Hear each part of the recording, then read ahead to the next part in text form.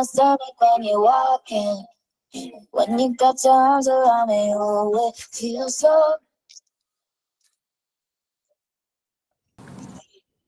Okay, Bismillahirrahmanirrahim. Assalamualaikum dan selamat pagi semua. Okey, terlebih dahulu saya ingin mengucapkan terima kasih kepada adik-adik iaitu pelajar tingkatan 4 dan tingkatan 5 yang sudi luangkan masa cuti korang untuk sertai Camp Connect hari ini. Okey, untuk pengetahuan semua, program hari ini kita santai-santai je selama 1 jam 10 ke 11 pagi dan untuk perjalanan program hari ini kita akan mulakan dengan mengisi survey program.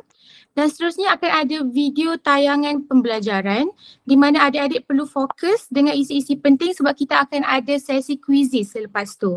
Dan akhir sekali untuk penutup, adik-adik perlu mengisi survey feedback untuk memberikan feedback untuk program ni dan kita akan umumkan pemenang quizzes. Akan ada hadiah yang menanti adik-adik tau. So dengan lafaz Bismillahirrahmanirrahim, kita mulakan program Camp Connect Unleashing Chemistry Brilliance Virtually. Jadi korang boleh isi pre-survey ni dulu, scan QR dan jawab beberapa soalan dalam tu ya.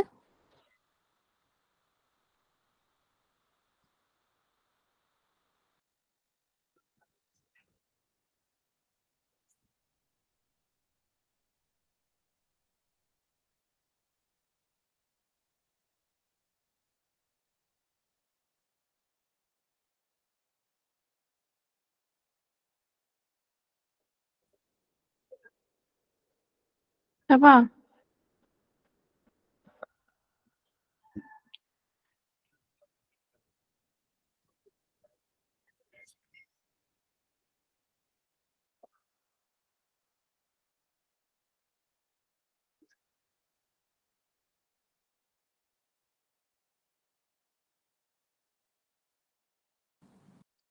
Okey, kalau korang dah isi survey ni boleh bagi reaction ke dekat bawah ni?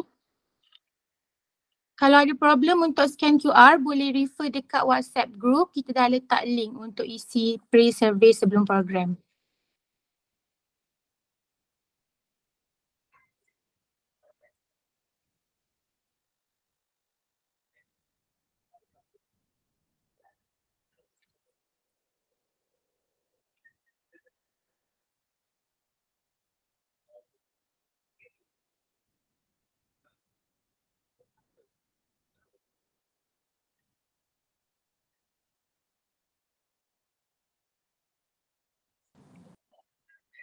Okey, untuk program hari ini kita kena isi 2 survey. Yang pertama survey sebelum program dan yang kedua adalah survey selepas program. Dan selepas pada tu baru kita orang akan berikan sijil atas kehadiran untuk program hari ini. Okey, kalau semua dah isi, kalau yang belum sempat scan QR boleh tengok dekat group WhatsApp, kita ada letak link untuk isi Google document dalam tu. So kita boleh pergi ke next activity iaitu video micro teaching.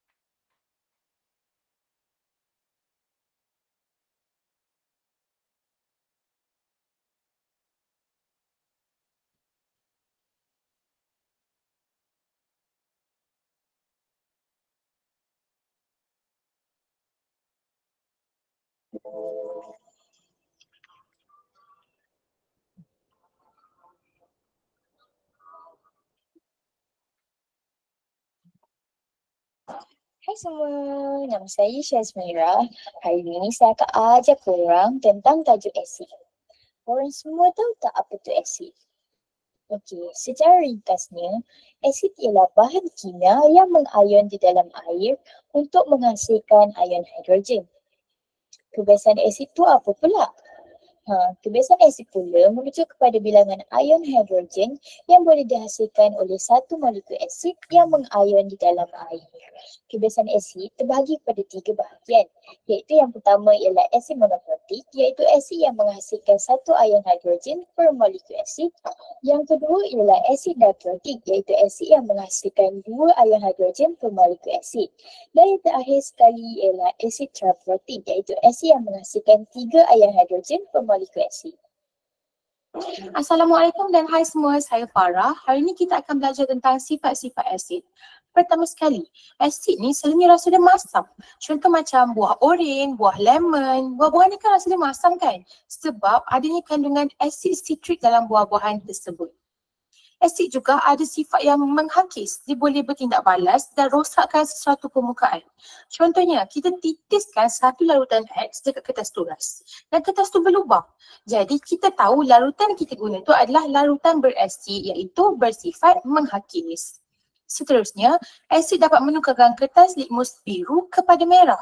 Tapi kalau kita guna kertas litmus merah pula, apa akan jadi? Tiada perubahan akan berlaku. Warna merah akan kekal.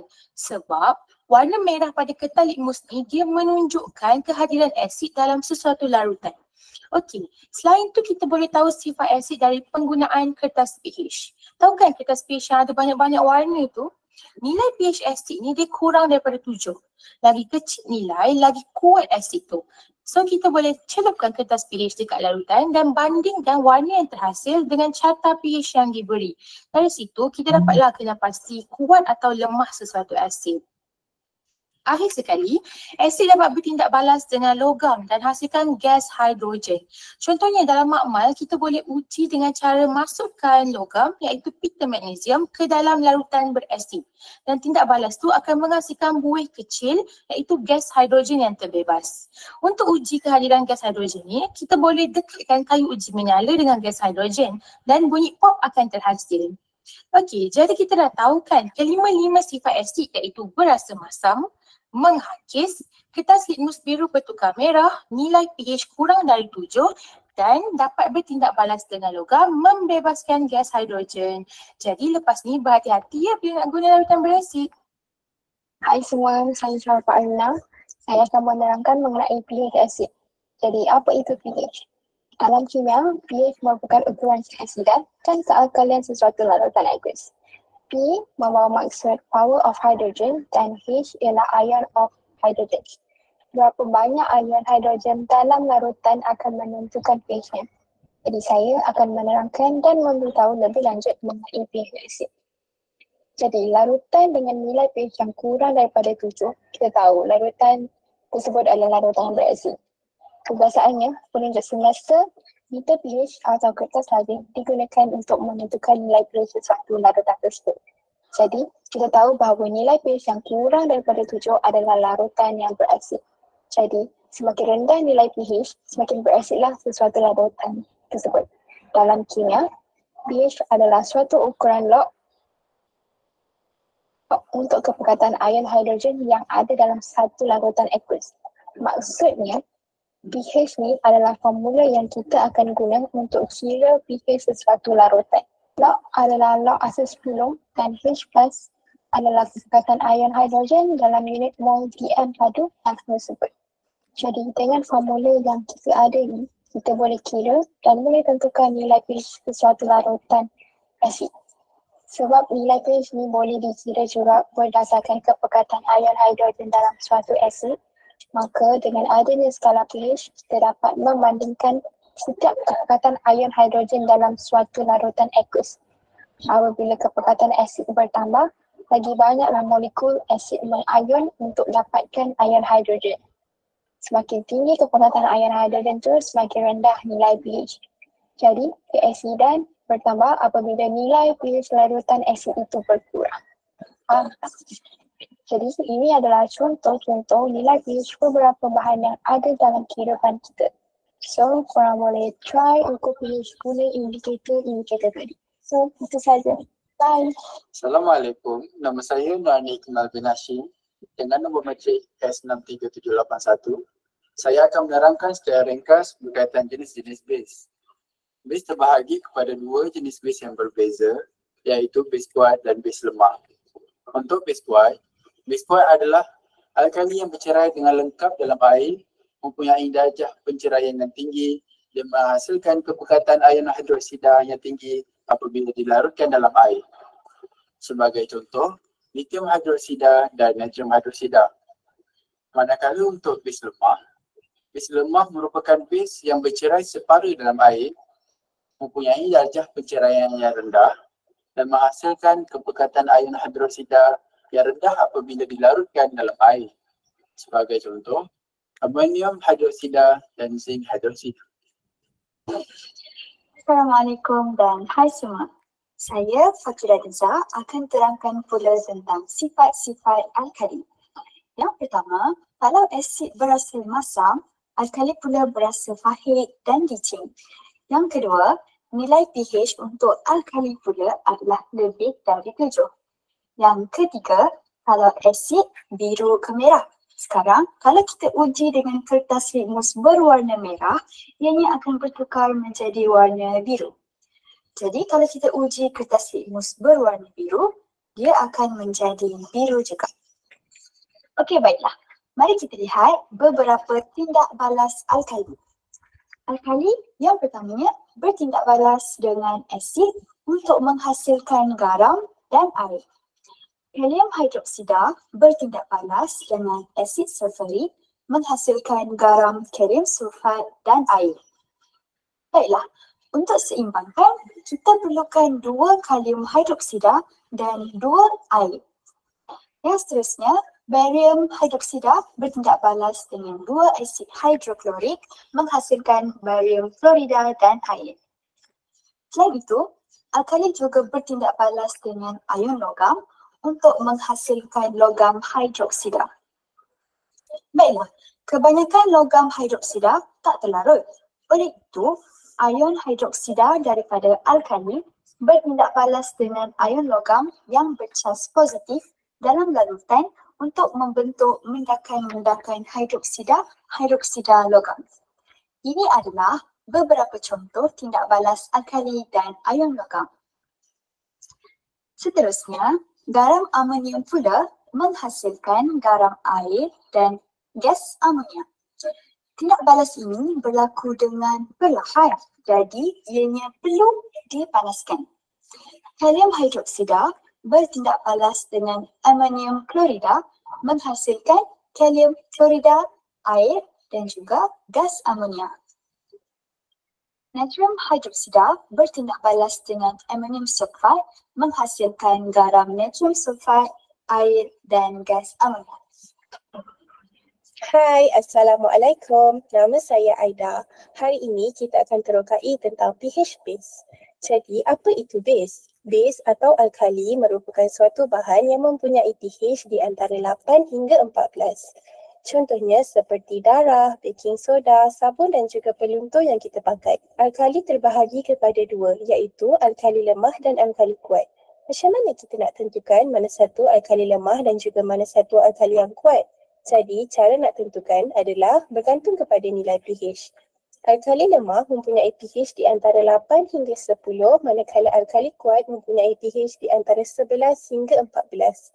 Semakin tinggi nilai pH sesuatu bahan, semakin tinggi kandungan ion hidroksida di dalam bahan tersebut. Bermakna, semakin tinggi nilai pH, semakin tinggi kealkalian sesuatu bahan. Seterusnya, di dalam tajuk ini ada 2 formula yang kita kena ingat. Yang pertama, nilai pOH alkali dan yang seterusnya, hasil tambah pH asid dan pOH alkali adalah 14. Assalamualaikum, nama saya Muhammad Yafran Muhammad Zul. Nombor matrik saya ialah S63694 dan ini saya akan menerangkan tentang aplikasi asid dan base dalam kimia. Asid dan base adalah 2 bahan kimia yang sangat penting dalam memiliki bahan dan memiliki banyak aplikasi dalam pelbagai bidang. Pertama ialah asid sulfurik iaitu penghasilan sutera tiruan atau gantian tiruan. Sutera dan ataupun gantian tiruan kami itu berhasil tindakan asid sulfurik ke atas sel rosak. Sutera ataupun gantian tiruan ini digunakan dalam pengganti kapas asli dalam pembuatan kain, karpet dan paip bomba. Yang kedua ialah asid asetik.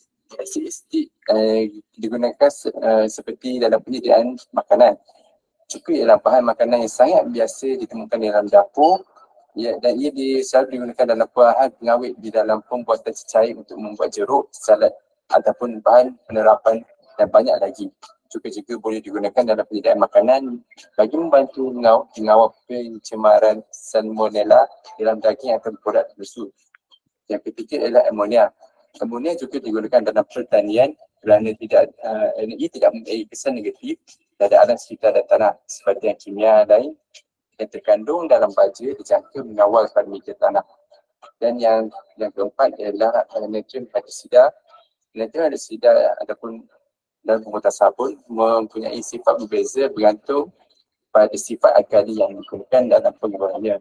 Natrium hydroksida memastikan sabun liat ataupun hard soap di mana ia boleh digunakan dalam air keras, yakni air yang mengandungi garam-garam magnesium, klorin, kalsium. Untuk soalan yang pertama, hitungkan nilai pH bagi asid nitrik dengan kepekatan ion H+ 0.5. Jadi, cara untuk menjawab soalan yang macam ni adalah dengan memasukkan nilai ion H+ di dalam formula ini. Jadi, pH sama dengan negatif log 0.5. Bila tekan kalkulator, kita akan dapat jawapan pH sama dengan 0.301. Jadi, jawapan untuk soalan ni adalah pH asid nitrik adalah 0.3. Ambil satu tempat perpuluhan dan tiada unit. Soalan yang seterusnya, tentukan kemolaran asid hidroklorik dengan nilai pH 2. Menggunakan formula yang sama tetapi dia beri nilai pH. Jadi, kita perlu masukkan nilai pH ini ke dalam formula ni. Jadi, jawapannya adalah 2.0 sama dengan negatif log H+. H+ ini yang kita nak cari. Jadi, pindahkan kedudukan log H+ sama dengan negatif 2.0. Jadi kita pindahkan pula kedudukan log ke sebelah kanan sebab kita nak kemolaran sahaja. Jadi H+ akan sama dengan 10 kuasa negatif 2. Jadi jawapan yang kita dapat adalah 0.01 mol PM negatif 3 unit, jangan lupa. Jadi kemolaran asid hidroklorik adalah 0.01 mol PM negatif 3. Soalan seterusnya, hitungkan nilai pOH bagi larutan natrium hidroksida yang mengandungi kepekatan ion 0.1. Sama seperti soalan yang nombor 1.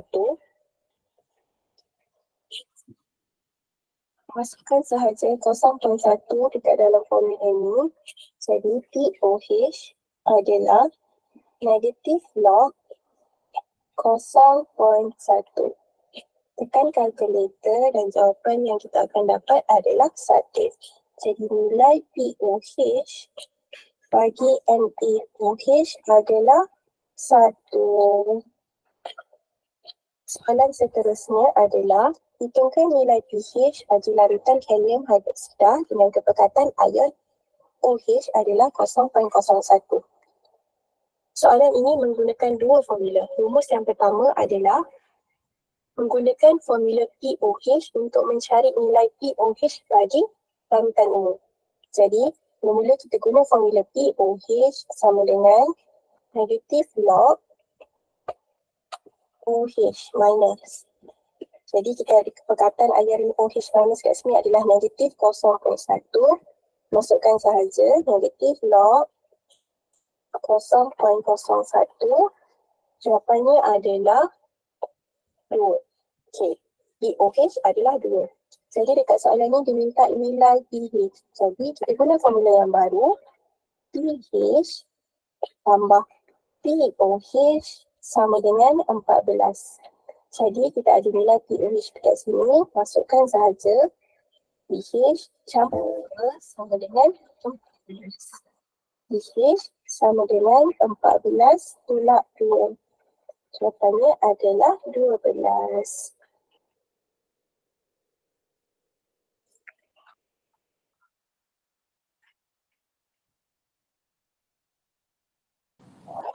Baiklah, selesai sesi tayangan video pembelajaran bermakna kita akan ke aktiviti yang seterusnya. Tapi sebelum tu saya nak tanya adik-adik, faham ke tak daripada video pembelajaran sebentar tadi? Kalau boleh bagilah respon dekat bawah tu, good ke, clap ke. Kita nak tengok adik-adik faham atau tak daripada video pembelajaran tadi. Kalau boleh bagi respon tau, dekat bawah tu ada love, ada thumbs up, ada clap.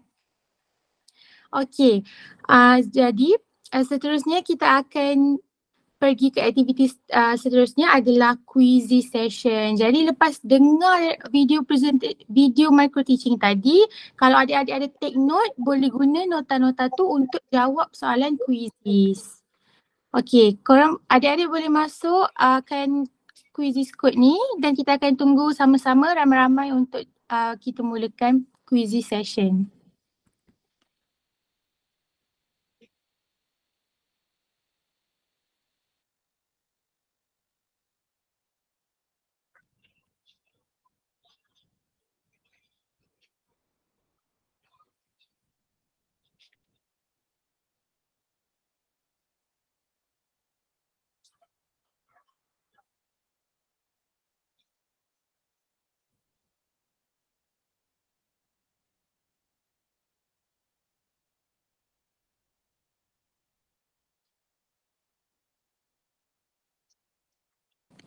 Adik-adik join tau quizzes ni sebab nanti akan ada hadiah untuk adik-adik tempat pertama, kedua dan ketiga. Nanti pengumuman pemenang kita akan umumkan dekat akhir sesi program ni. Okay, kita tunggu dulu beberapa orang untuk join quizy session.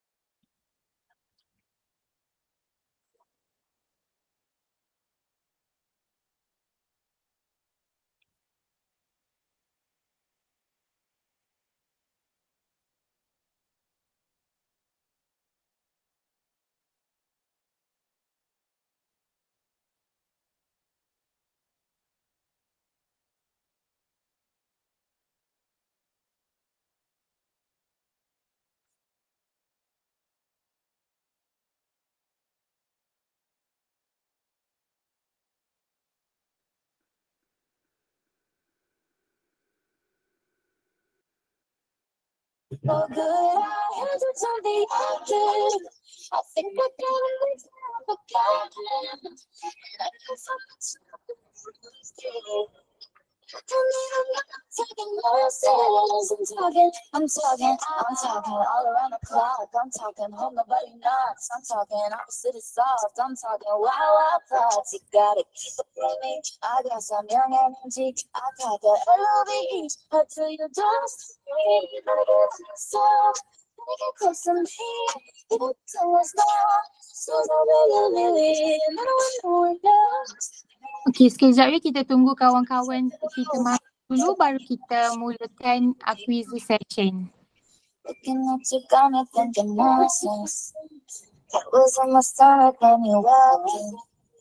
When you got your arms around me, you always feel so good.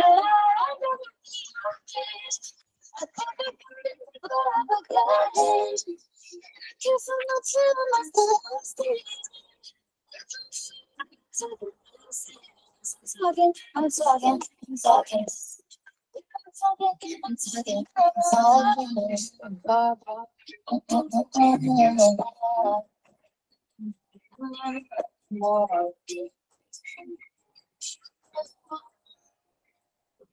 it's not catchy yet, I'm taking notice. I bet your house is where my other sock is. Woke up this morning, thought I'd rather pop it. How quickly can you take your clothes off, pop it? No one's not gonna make it. Most of these aren't gonna make it.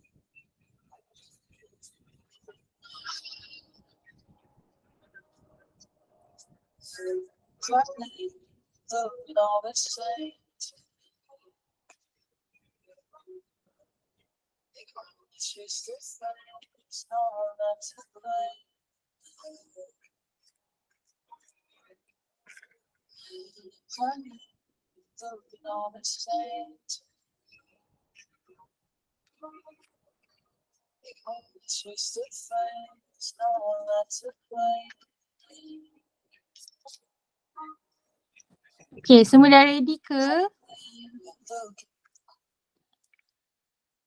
Okey, ada lagi yang baru masuk. Okey, kalau dah ready cuba bagi reaction dekat bawah tu, thumbs up. Kita nak tengok semua dah ready ke belum kita nak start quizzes ni. Okey, yang baru masuk kita tunggu kejap kawan-kawan.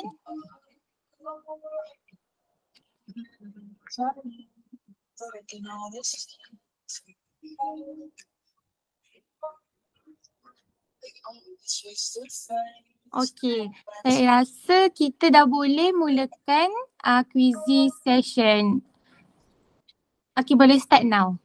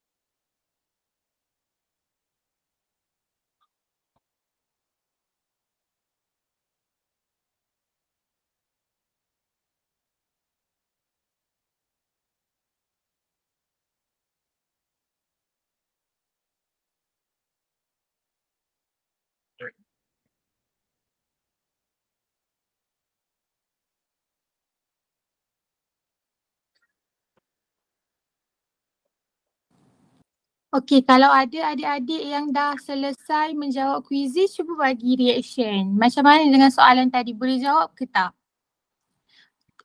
Boleh bagi reaction dekat bawah tu. Okey tak soalan tadi? Okey, sebelum kita mengumumkan pemenang untuk kuisis tu, kita akan isi satu lagi survey. Tadi survey yang kita isi sebelum program dan sekarang adik-adik perlu isi survey selepas program. Jadi kalau isi dua-dua program main kuisis, baru adik-adik akan dapat sijil atas kehadiran menyertai program hari ini. Okey, adik-adik boleh scan QR post survey ni dan jawab beberapa soalan untuk feedback selepas program hari ini. Sambil-sambil kita tunggu pemenang untuk kuisis, adik-adik boleh isi dulu untuk soalan-soalan survey hari ini.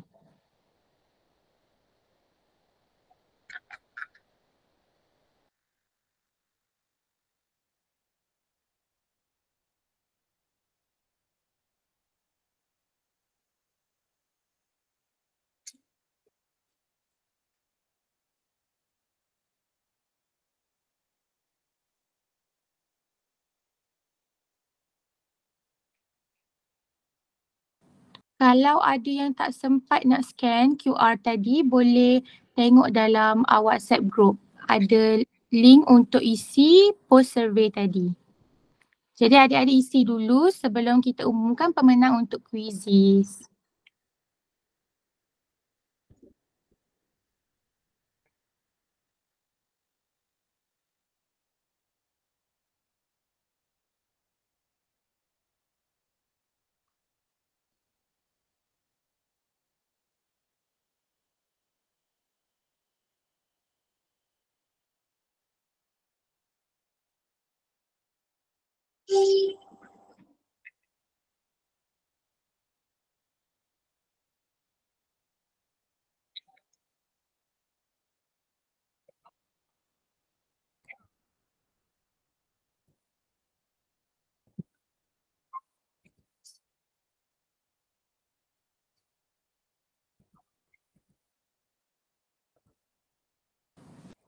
Okey, sambil-sambil kita isi survey, post survey tu, dan selepas ni akan ada pengumuman untuk pemenang kuisis.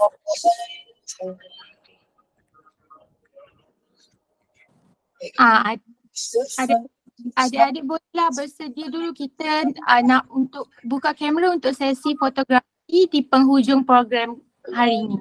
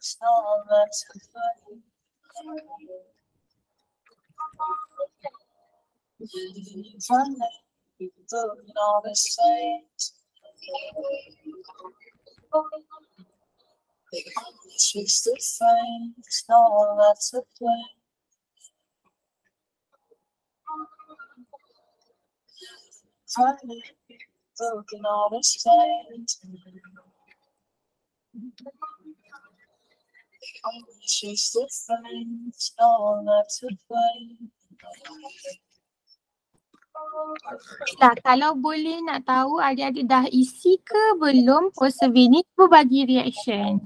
Kita tengok berapa ramai yang tak isi, kita boleh teruskan pada pengumuman untuk pemenang kuizis. Okey. Okey, kita teruskan kepada pengumuman pemenang kuizis Okey, boleh next slide.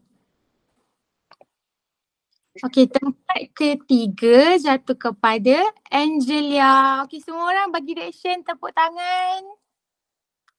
Okey, untuk tempat ketiga, boleh claim hadiah kepada Siti Syazmira, nombor telefon yang ada pada poster untuk program hari ini. Tempat ketiga dapat, cuba teka dapat apa tempat ketiga. Tempat ketiga untuk pemenang kuizis akan dapat hadiah wang tunai RM5.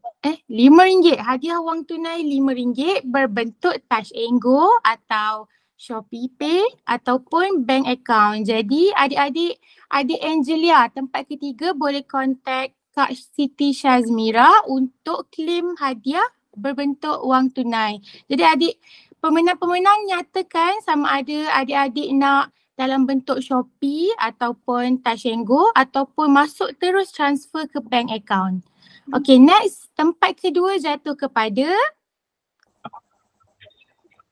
Aziana. Tempat kedua jatuh kepada Aziana. Okay, tempat kedua mendapat hadiah wang tunai bernilai RM6. Jadi adik Aziana boleh contact Akak Siti Syazmira untuk claim hadiah adik hari ni. Okay, next tempat pertama jatuh kepada siapa tempat pertama kita nak tengok. Okay, boleh bagi reaction tepuk sikit. Okay, tempat pertama Erisha.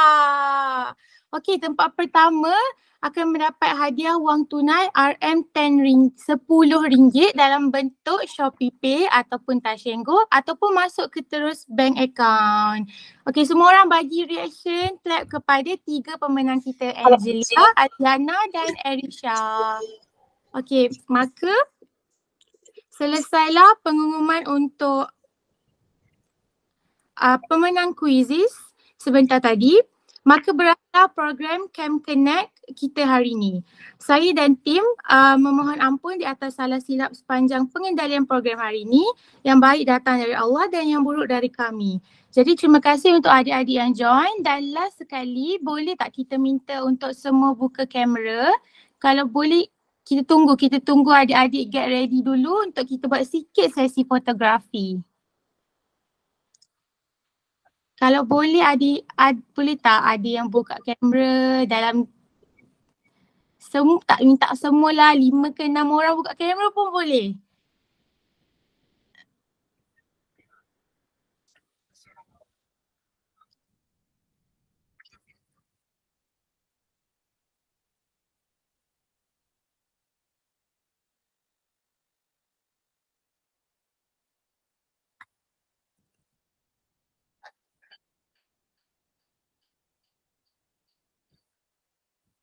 Kalau ada yang baru nak pakai tudung tu, baru nak pakai baju ke, kita tunggu adik-adik pakai tudung dulu, pakai baju dulu.